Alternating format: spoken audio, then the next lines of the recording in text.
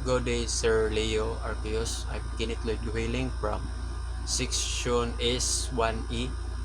At ito po ang aking explanation about sa procedure for preventing pollution from harmful substance in package form sa Annex 3.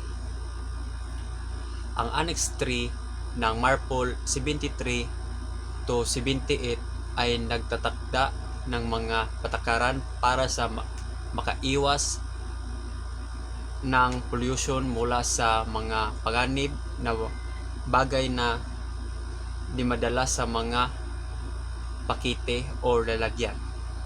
Una, lahat ng gamit ay dapat maayos na inuuri at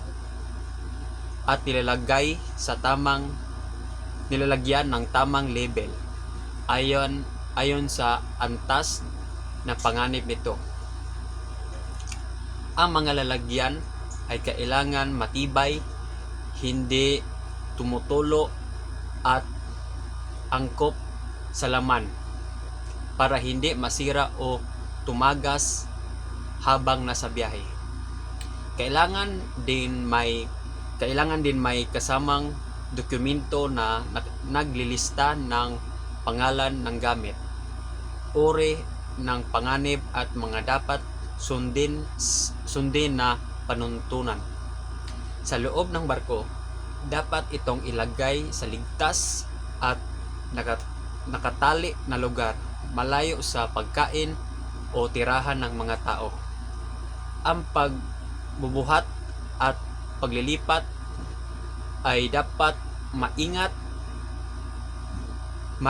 na ginagawa para walang aksidenteng matapon o malalabas. Mahigpit na pinagbabawal ang anumang pagtatapon o pagpapawala nito sa dagat sa anumang sitwasyon.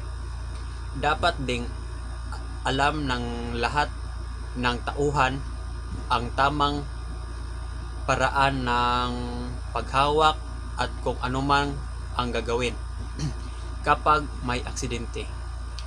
Ang pagsunod sa lahat ng panuntunan, ito ay mahalaga para sa ating kaligtasan ng lahat.